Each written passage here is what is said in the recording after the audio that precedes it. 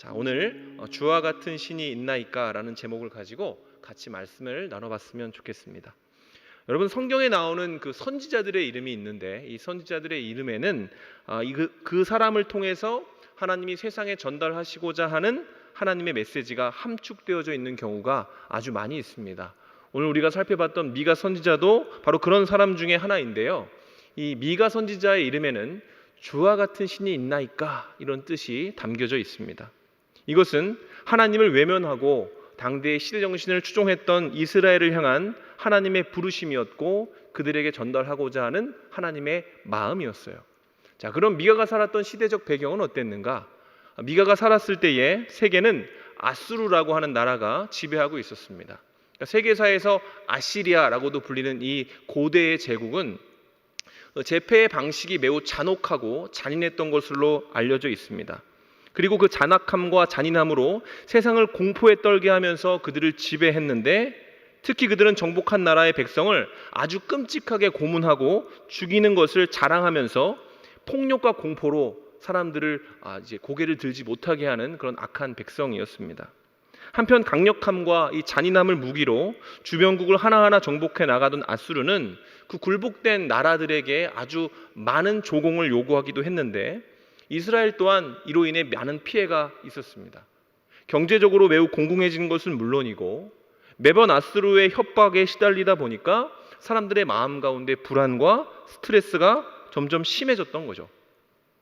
결과적으로 이스라엘 안에 불안과 초조함이 마치 역병처럼 번져나가기 시작했고, 사람들은 각자의 방식으로 자기 안에 들끓고 있는 불안을 해결하기 위해서 발버둥 치면서 살았습니다.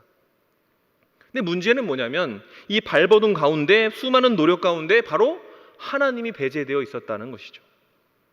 아수르가 보여준 그 잔악하고 끔찍한 장면에 압도된 이스라엘은 이제 하나님의 방식을 망각하기 시작하고 이제 세상을 지배하고 있는 것처럼 보이는 아수르의 방식으로 자신의 삶을 영위하기 시작합니다. 아수르의 방식을 추종하기 시작한 이스라엘 가운데 일어난 가장 큰 비극적인 사건은 바로 공동체성의 상실이었습니다. 지도자들은 책임감을, 또 구성원들은 배려와 사랑과 이해가 상실된 상태로 살았어요. 당시의 왕과 제사장들, 지도자들은 정치적으로 친아수르와 반아수르로 나뉘어서 첨예하게 대립하고 있었지만 정작 고통당하고 있는 백성들에 대해서는 관심이 없었습니다. 그러니까 윗물이 이러니 아랫물도 마찬가지였겠죠. 그리고 이런 분위기가 사회 전반에 전염되어서 마치 힘 있는 사람은 자신의 안위를 위해서 마치 사냥하듯이 연약한 자들을 노력하고 그들을 강탈하기도 했습니다. 그렇게 사회 안에 무례함, 뻔뻔함, 잔인함이 유능함, 탁월함으로 왜곡되기 시작했고, 사람들은 각자 도생, 약육강식의 방식으로 인생을 영위하기 시작한 것이죠. 그렇게 정의와 공의, 긍휼과 인내가 사라지자 이스라엘 사회 가운데 약한 자가 짓밟히고 유린당하는 것이 세상의 원리처럼 느껴지기 시작했어요. 약하면 죽는 거야, 약하면 당하는 거야, 이런 인식이 생겼다라는 것이죠. 이에 대한 미가의 한탄은 이와 같습니다. 2장 1절로부터 2절입니다. 침상에서 악을 꾀하며 악을 꾸미고 날이 밝으면 손에 힘이 있으므로 그것을 행한 자들을 화 있을진저 밭들을 탐하여 빼앗고 집들을 탐하여 차지하니 그들이 남자와 그의 집과 사람과 그의 산업을 강탈하는도다. 자, 이게 무슨 뜻이냐면, 그러니까 침상에서 자기 전에 또 일어나서 사람들이 생각하는 게 뭐라는 거예요? 어떻게 저 밭을 뺏을까? 어떻게 저 집을 강탈할까? 어떻게 저 집의 사람들을 노예로 만들어서 내가 지배하며 살아갈까? 아수르처럼 생각했다라는 겁니다. 하나님은 분명 연약한 자들을 돌보고 섬기라고 말씀하셨는데 이스라엘 가운데 아수르의 방식이 들어오기 시작하면서 이스라엘 백성이 마치 아수르 백성처럼 말하고 생각하기 시작했다라는 것입니다. 힘이 있는 자는 그 힘을 잃어버릴까 봐 불안했고요. 힘이 없는 자들은 자신을 지킬 수 없다는 생각 때문에 절망하며 살았습니다. 이스라엘이 하나님의 방식이 아닌 아수르의 방식을 추종한 결과 그들의 삶 가운데 불안과 절망이 깊게 자리 잡게 된 것입니다. 가만히 생각해 보면 여러분, 바로 이러한 미가가 살던 시대는 오늘 우리가 살고 있는 시대와 매우 닮아 있다라고 생각이 됩니다. 그렇지 않습니까? 우리 가운데 이미 불안과 절망은 지병처럼 됐잖아요. 이 세상을 살아가는 사람들이 불안과 절망을 호소하고 있지 않습니까? 많은 이들이 입을 모아서 이 세상의 원리가 약육강식, 각자 도생이라고 이야기를 하긴 합니다. 약하면 죽는 거야, 물러서면 죽는 거야, 이런 식으로 이야기를 하는 것이죠. 이 땅의 정치는 양극단으로 찢겨져서 싸우는데 혈안이 되어져 있지만 정작 국민들은 그로 인해 유익을 얻지 못합니다. 갈수록 무례해지고 거칠어지는 사회 속에서 사람들의 가치관 또한 점점 더 잔인하고 나쁘게 변해져 가고 있어요. 어느새 사람들은 정의, 공의, 사랑, 긍휼 이런 것들을 마치 상상 속의 유니콘처럼 생각합니다. 말은 있지만 실체가 없잖아. 그런 게 세상에 어디 있어, 이렇게 얘기를 하는 것이죠. 심지어 하나님을 믿고 있다라고 자부하는 신자들 또한 바로 이런 생각에서 자유롭지가 않습니다. 그리고 그 결과 세상은 점점 더 이기적이고 자기 중심적으로 변해가고 있죠. 최근 한국 교회에 심각하게 대두되는 문제 가운데 가나안 성도의 문제가 있습니다. 사실 예전부터 계속 반복되었던 문제죠. 이 가나안 성도가 뭐냐면, 가나안을 거꾸로 하면 뭐예요? 안나가 성도입니다. 신앙을 가지고 있다라고는 생각을 하지만 교회에 소속되어서 헌신하거나 같이 공동체적으로 살지 않으려고 하는 사람들을 일컬어서 가나안 성도라고 부른다고 해요. 근데 최근 한국 기독교 목회자 협의회라는 곳에서 발표한 자료에 따르면 이러한 가나안 성도의 숫자가 급격하게 증가하고 있는 추세라고 합니다. 예전보다 점점 더 가파르게 교회에 소속되지 않고 신앙생활을 한다고 얘기하는 사람들이 많아지고 있다는 것이죠. 2001년도에 11% 정도였던 가나안 성도의 비율은 2022년 30%를 육박하게 되었습니다.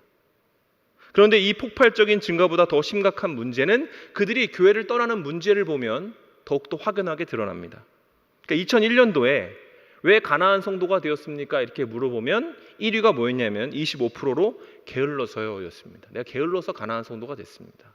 그리고 2위는 17%로 내가 믿음이 없어서요, 이렇게 얘기했다는 거예요. 내가 게으르고 믿음이 없어서 교회에 출석하지 못합니다, 이렇게 얘기했다는 거죠. 근데 2022년 보고에는 답변이 완전 달라져요. 1위가 뭔지 아십니까? 44% 구속되기 싫어서, 2위는 15% 목사가 싫어서, 3위는 11% 성도가 싫어서입니다. 이 1, 2, 3위에 공통적으로 나오는 단어가 있죠. 그게 뭐죠? 싫어서입니다. 싫어서. 자기 취향에 맞지 않으니까 내가 싫어서 안 나간다는 것이죠. 이것은 성도들의 눈이 지금 엉뚱한 곳으로 향해 있다는 것을 증언하는 겁니다. 스스로 크리스천이라고 인식을 하고 있으면서도 그들의 시선은 어디에 집중되어져 있습니까? 내 감정과 내 기분에 집중되어져 있는 것이죠. 그리고 사람들은 자신에게 집중하거나 날 자극하는 누군가를 의식하면서 하나님의 도를 떠나 세상의 도를 따르기로 결정하고 있는 겁니다. 여러분, 신앙생활이란 뭡니까? 신앙생활은 뭐죠? 신앙생활을 한마디로 표현하면 하나님을 바라보는 것입니다. 하나님께 집중하는 거예요. 신앙생활의 본질은 나를 묵상하는 것이 아니라 하나님을 묵상하는 것에 있다는 말입니다. 어떤 사람이 신앙생활을 잘 하고 있는지를 알고 싶다면 여러분, 그가 어떤 위치에서 어떤 봉사를 하고 있는가, 얼마나 오랫동안 예수를 믿었는가, 이런 걸 가지고 분별하는 것이 아니라 그의 시선이 궁극적으로 어디를 보고 있는가를 보면 됩니다. 그가 추구하는 것이 무엇인가? 하나님의 뜻을 추구하는가? 아니면 사람의 영광을 추구하는가? 그의 감정과 그의 기분을 추구하는가? 아니면 하나님의 뜻과 하나님의 길을 찾아 나서고 있는가? 이런 것들을 보면 그가 온전히 어떤 신앙을 가지고 있는지를 알 수 있다는 것이죠. 만약 그가 신앙 좋아 보이는 누군가가 자신을 드러내는 것에 관심이 많고 자신의 감정과 취향에 대해서만 이야기하고 있다면 그는 스스로를 돌아봐야 되는 거예요. 그가 어떤 위치에 있던 간에. 신앙생활은 나를 묵상하는 것이 아니라 하나님을 묵상할 때에만 온전해질 수 있기 때문에 그런 것입니다. 여러분, 하나님을 믿는 사람의 관심사는 너무나 당연하게 하나님께 닿아 있을 수밖에 없습니다. 신자는 시간이 날 때마다 하나님이 어떤 분인지를 궁금해하고 그것에 대해서 묵상하는 사람이에요. 내가 사랑하는 분이 하나님 아닙니까? 그러면 그분이 어떤 분이신지 궁금해하는 것은 너무나 당연한 거죠. 그에 대해서 더 알고 싶고 그가 나를 향해 어떤 생각을 가지고 계신지에 대해서 묵상하는 것이 온전한 크리스찬의 자연스러운 반응이라는 것이죠. 그런데 크리스찬임에도 불구하고 내 문제, 내 걱정, 내 상처 때문에만 울고 웃는 사람이라면 여러분, 그는 내가 왜 하나님 때문에 울고 웃지 못하는가에 대해서 겸허하게 점검해 봐야 한다는 것입니다. 하나님을 기준으로 생각하고 판단하기에 신자는 광야와 같은 길을 걸을지라도 불안과 절망에 정복되어지는 것이 아니라 하나님을 믿고 한 발자국을 내디딜 수 있는 용기를 가진, 이 땅을 변화시킬 수 있는 하나님의 군대로 성장할 수 있다는 사실을 우리는 절대로 간과하면 안 되는 것이죠. 오늘 미가는 바로 이것을 세상에 전하고자 했던 사람입니다. 우리가 읽은 1절부터 6절은 미가를 둘러싼 세상을 아주 적나라하게 드러나는데, 그것들을 가만히 살펴보면 말 그대로 재앙입니다. 재앙. 삶이 재앙이에요. 그대로라면 이스라엘은 아수르의 손이 아니라 스스로 자멸할 것이 너무나 당연해 보입니다. 내용을 한번 봅시다. 1절부터 쭉 보면 이렇게 돼 있어요. 그 사회가 이렇다는 겁니다. 경건한 자가 끊어졌습니다. 정직한 자가 없습니다. 형제가 형제를 노력하고 사람들은 악을 행하는데 한 손이 아니라 두 손을 다 사용합니다. 전심을 다해 악을 행한다는 것이죠. 그러면서도 뭐가 없어요? 부끄러움이 없어요. 뇌물은 일상이고요. 욕심은 필터링 없이 쏟아져 나오고, 그 시대의 선한 자라고 칭찬을 받는 자도 하나님의 시선으로 보면 뭡니까? 가시요 찔레라고 이야기를 합니다. 그러나 미가가 묘사하는 진짜 절망스러운 모습은 5절부터 6절에서 드러납니다. 5절과 6절 제가 읽어보겠습니다. 너희는 이웃을 믿지 말며 친구를 의지하지 말며 내 품에 누운 여인에게라도 내 입의 문을 지킬지어다. 아들이 아버지를 멸시하며 딸이 어머니를 대적하며 며느리가 시어머니를 대적하리니 사람의 원수가 곧 자기 집안의 사람이로다. 무슨 말입니까? 뭐가 절망이죠? 인간의 삶 가운데 도저히 기댈 존재가 보이지 않아요. 이웃도 아닙니다. 친구도 아닙니다. 심지어 나와 같이 침대를 쓰고 있는 내 사랑하는 아내 또한 내 마음을 나눌 수 없는 사람이다. 내 인생의 동반자요 동역자라는 존재를 아무리 둘러봐도 찾을 수 없는 그런 세상. 심지어 공동체의 기초인 가정마저 박살나서 아들이 아버지를 멸시하고 딸이 어머니를 대적합니다. 미가는 그래서 뭐라고 얘기합니까? 원수가 자기 집안의 사람이다, 이렇게 탄식을 하는 겁니다. 거의 절규하는 거죠. 아무도 기댈 사람이 없다. 여러분, 이게 지옥이지 뭐가 지옥이겠어요? 사방이 적인데, 그렇죠? 이런 세상이라면 여러분 어떻게 사는 것이 맞습니까? 정말로 그런 시대라면 더 단단해져야 되는 거죠. 맞죠? 그게 맞습니다. 더 이기적이고요, 더 무감각해져야만 버틸 수 있기 때문에 그래요. 눈에 불을 켜고 이를 악물고 내가 살기 위해서 다른 사람을 짓밟고 노력해야만, 불쌍히 여기지 않고 긍휼히 여기지 않고 그를 짓밟을 수 있을 때 능히 짓밟아야만 내 영역이 확보되는 것입니다. 그래야 내가 살 수 있는 거니까요. 여러분, 우리가 만약 그런 곳에 살고 있다면 우리는 어떤 마음으로 지금 살아가야 하는 것일까요?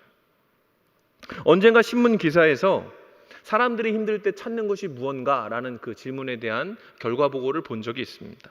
그 조사를 보니까요, 힘들 때 교회를 찾는다라고 답한 사람이 여러분 몇 프로 있는지 아십니까? 내가 힘들 때 교회를 찾습니다, 이렇게 얘기한 사람. 힘들고 스트레스가 받을 때 교회를 찾는다라고 얘기한 사람은 여러분 놀라지 마십시오.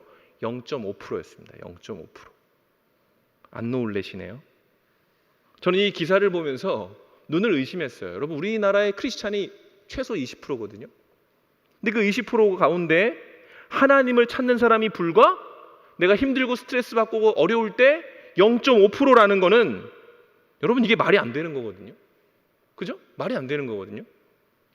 그래서 힘들 때 뭐 하나 제가 봤더니 굳이 언급할 필요도 없이 다 세상적인 것들이에요. 세상적인 것들로 나의 기분 전환을 하고 나의 감정을 뒤바꾼다, 이렇게 얘기를 한 거예요. 거기 안에 분명히 크리스찬도 있을 겁니다. 세상적인 방법으로 사람들도, 하나님 모르는 사람들도 할 수 있는 그 방법으로 자기를 위로하면서 살아가고 있다는 거예요. 여러분은 어떻습니까? 여러분은 어떻게 하시죠? 힘들고 지칠 때 하나님의 생각이 나십니까? 아니면 세상의 방식으로 나도 오늘 기분 전환해야지, 이런 식으로 생각을 하십니까? 뭐 하나님을 찾을 때 거룩하신 아버지요, 이렇게 찾으라는 게 아닙니다. 힘들 때 하나님 도대체 나한테 왜 이러십니까? 하나님 이런 법이 어디 있습니까? 라도 하나님께 나아와서 하나님을 찾는 사람이 저와 여러분 맞으시죠? 그렇게 살고 계시는 게 맞겠죠?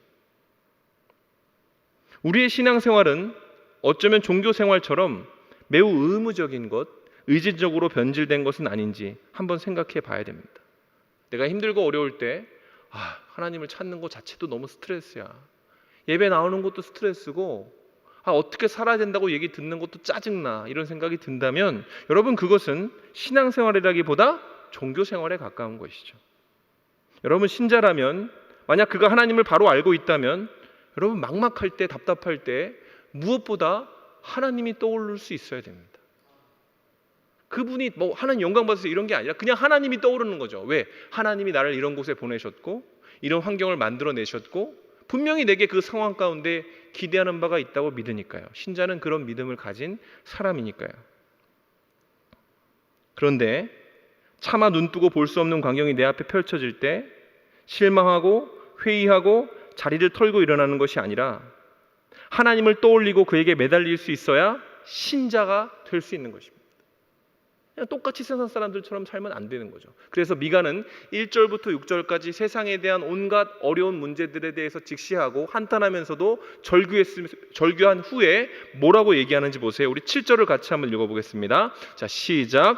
오직 나는 여호와를 우러러보며 나를 구원하시는 하나님을 바라보나니 나의 하나님이 나에게 귀를 기울이시로다. 자, 선지자 미가가 살던 시대는 아수르의 부흥기라고 제가 말씀을 드렸습니다. 사람을 고문하고 죽이고 잔인하게 전시하는 것을 일종의 부조처럼 새겨놨던 사람들이에요. 그것을 사람들에게 보여주면서 나 이렇게 무섭고 이렇게 잔인한 사람이야, 그러니까 덤비지 마, 이런 걸로 세상을 지배하던 사람들이 있던 그런 괴팍한 시대에 미가가 던져진 겁니다. 하나님을 아는 미가가. 그런데 미가를 괴롭힌 것은 여러분 이렇게 잔악한 아수르가 아니었습니다. 미가를 괴롭힌 건 어떤 사람들이죠? 이스라엘이었어요. 하나님을 아는 그들이 아수르를 따라하는 것을 보면서 스스로 공의와 정의를 저버리고 잔인하고 무정해지기를 선택하는 백성을 바라보면서 미가는 당황하고 흔들린 겁니다. 도대체 왜 이러지? 우리까지 왜 이러지? 교회를 다니면서 마치 신자들을 보면서 실망하는 것처럼. 그러나 그때에 미가가 무엇을 했는가? 그럼 그런 세상만 계속 보고 있는 거 아니죠? 미가는 눈을 감고 하나님을 우러러 보았습니다. 아니, 더 나아가서 입술을 열어 고백했어요. 그리고는 그 시대의 사람들이 듣는다면 야, 너 진짜 미련하고 바보 같은 소리 한다라고 하는 이야기를 읊조리죠. 그게 뭡니까? 오직 나는 여호와를 우러러보며 나를 구원하시는 하나님을 바라보나니 나의 하나님이 나에게 귀를 기울이시리로다.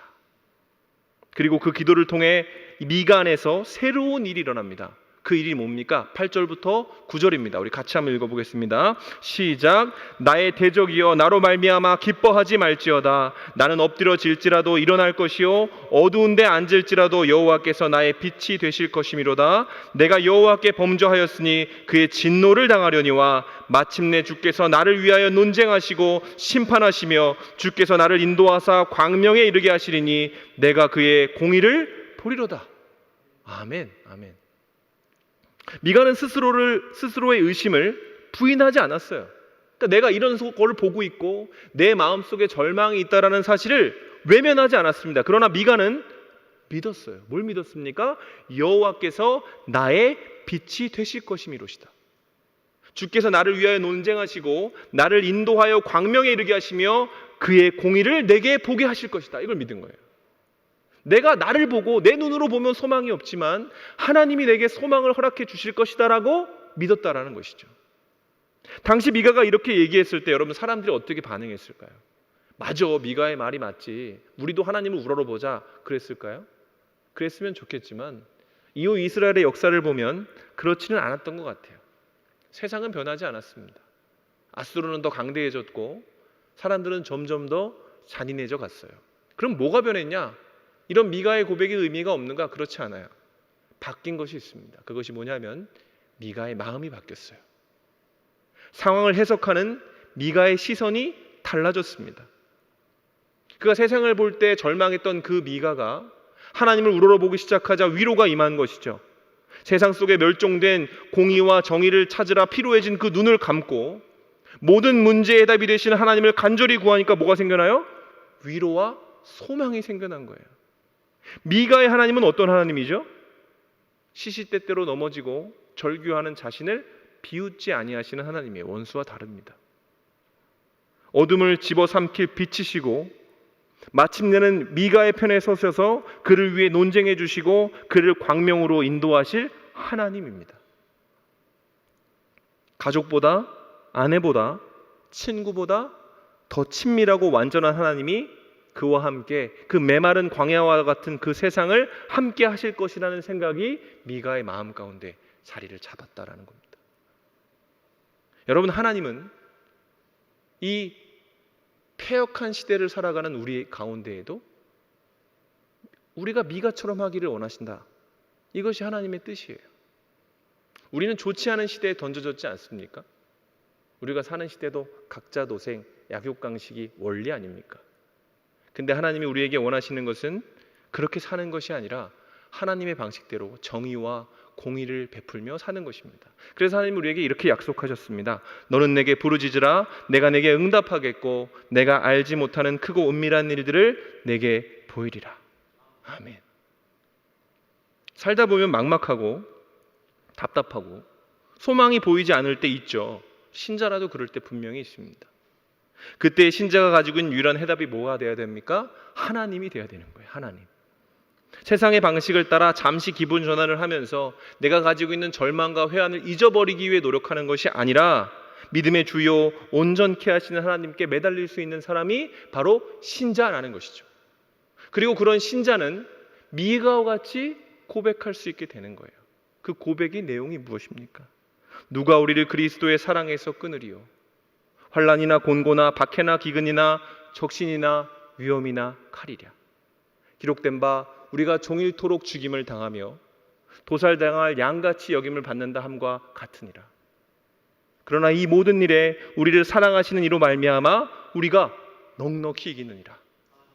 내가 확신하노니 사망이나 생명이나 천사들이나 권세자들이나 현재일이나 장래일이나 능력이나 높음이나 깊음이나 세상의 그 어떤 피조물이라도 우리를 그리스도 예수 안에 있는 하나님의 사랑에서 끊을 수 없느니라. 이것이 우리의 고백이 되는 거예요. 아, 내가 하나님의 사랑에서는 끊어지지 않는구나. 내 주변이 어떻게 변해지던 간에 하나님이 나를 놓지 않으시기 때문에 내가 하나님의 방식을 포기할 필요가 없겠구나, 이런 생각을 하게 된다라는 것입니다. 여러분, 생각해 보십시오. 우리가 이런 간증과 고백을 갖고 있다는 사실이 믿어지십니까? 우리가 이렇게 얘기할 수 있다는 사실 여러분 믿어지십니까? 왜 우리가 그렇게 얘기할 수 있습니까? 어떻게 우리같이 살아가는 사람들이 하나님이 나를 놓지 않으실 것이고 그 무엇도 그 어떤 피조물도 우리를 그리스도 예수 안에 있는 하나님의 사랑에서 끊을 수 없다라고 고백할 수 있습니까? 우리가 자격을 갖췄기 때문이 아니라 하나님이 우리에게 그 자격을 주셨기 때문에 그런 것이죠. 그렇게 보면 주와 같은 신이 있습니까?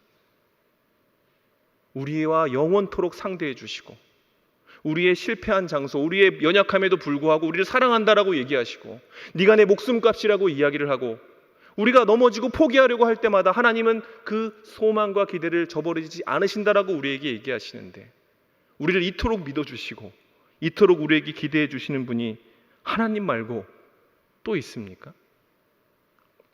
오늘날 이 세상이 회의적으로 변하는 이유는 뭐죠? 세상은 점점 살기 좋아지는데 왜 인간의 내면에는 고독과 우울과 자기연민과 피해의식이 가득합니까? 그 이유는 내가 세상에 있는 그 아름다운 것들을 더 가지지 못했기 때문이 아니라 하나님을 온전하게 바라보지 않고 있기 때문에 그런 것입니다. 세상에 있는 것을 가지지 못했기 때문이 아니라 하나님을 가지지 못했기 때문에 내 마음속에 나도 통제할 수 없는 자기연민과 피해의식이 가득해서 엉뚱한 생각을 하게 되는 것이란 얘기죠. 여러분, 혹시 우리도 그렇지는 않은가? 세상 사람이야 하나님을 모르니까 그럴 수 있는 거잖아요. 세상이 이미 그렇게 됐으니까. 근데 혹시 우리가 빛과 소금의 역할을 감당해야 되는 우리 또한 세상 사람들과 똑같이 생각하면서 하나님을 외면하고 생생하게 살아계신 그분을 외면하고 무시하고 인정하지 않고 있지는 않은가? 그러면서도 자기 기준과 자기의 의를 가지고 그리스도의 몸된 교회를 홀대하고 갈등하고 있지는 않은가? 그렇다면 빨리 여러분 정신을 차리고 우리도 미가처럼 해야 되는 거예요. 하나님을 우러러 바라봐야 합니다.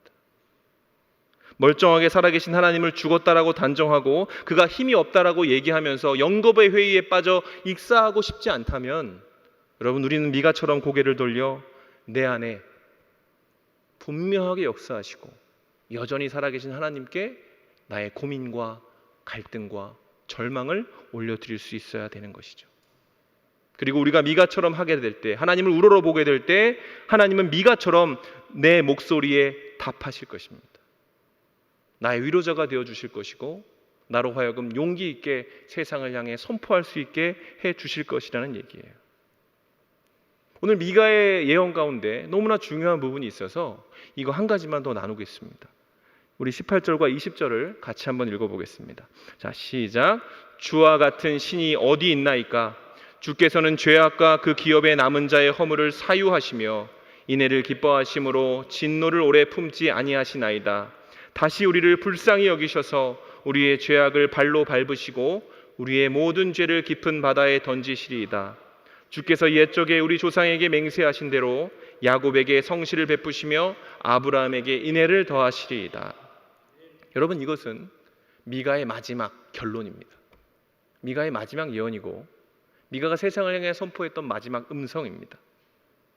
그는 자신과 세상을 둘러싼 이해할 수 없는 문제들에 누구보다 아파하고 또 분노했던 선지자였습니다. 그의 결론이 뭔지 아십니까? 하나님이 사유하시는 분이다라는 겁니다.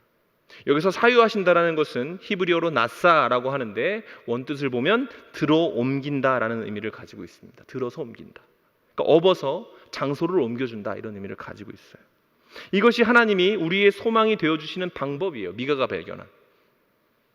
세상을 바라보며 실망하고 안타까워하고 땅을 치면서 나 이제 어떻게 살아, 나는 이제 소망이 없다 라고 생각했던 미가를 하나님이 다가오셔서 그의 자리를 절망과 원망의 자리에서 소망과 기쁨의 자리, 기대의 자리로 옮겨주셨다라는 것입니다.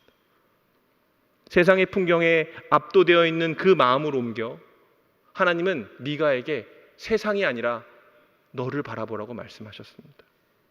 그리고 자신을 바라보기 시작하자 세상에 있는 온갖 잘못된 것에 함몰되어서 집중되어서 하나님을 바라보지 못하던 미가의 마음이 자기 자신을 바라보고 하나님을 우러러봄으로 말미암아 자기의 안을 살펴보기 시작하자 어떤 것이 보입니까? 이런 나와 상대해 주시는 창조주 하나님, 죄인인 자신에게 눈을 맞춰주시고 그 염치 없는 부르짖음에 응답해 주시는 하나님을 발견하게 된 거죠.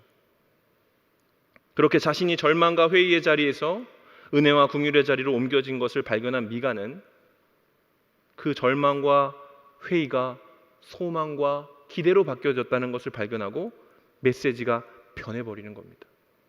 여전히 세상은 잔인하고 엉망으로 왜곡되어져 있지만 그는 뭘 선포합니까? 하나님의 긍휼과 자비, 언약을 선포해요.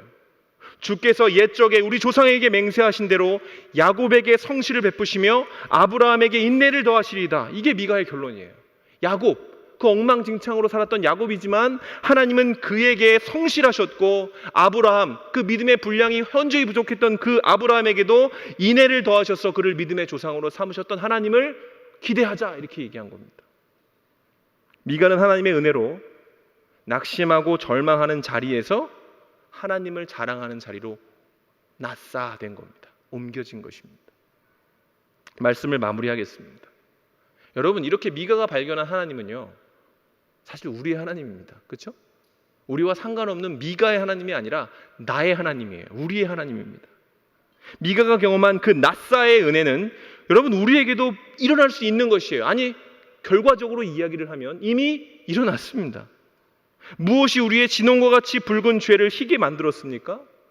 무엇이 우리의 패역함을 사랑으로 덮어버렸습니까? 보고 계시잖아요. 그리스도의 십자가 아닙니까? 그리스도의 십자가가 우리의 형편과 상관없이 하나님의 은혜로 우리의 삶의 방향을 뒤틀어 놓으셨어요. 완전 바꿔 놓으셨다는 거예요. 십자가는 그분이 사랑이심을, 우리가 하나님을 의지해야 된다는 것을 알려주신 사랑의 증거인 것이죠. 이런 맥락에서 신자는요, 그냥 되는 대로 사는 사람이 아니라 하나님의 은혜로 건져진 사람인 겁니다. 건져진 거예요. 우리는 건져진 사람입니다. 여러분, 우리가 뭐 볼 거 있다고 하나님이 우리를 구원하셨습니까? 주와 같은 신이 있습니까? 여러분 스스로를 겸허하게 바라볼 때 사랑받을 만한 이유가 있습니까?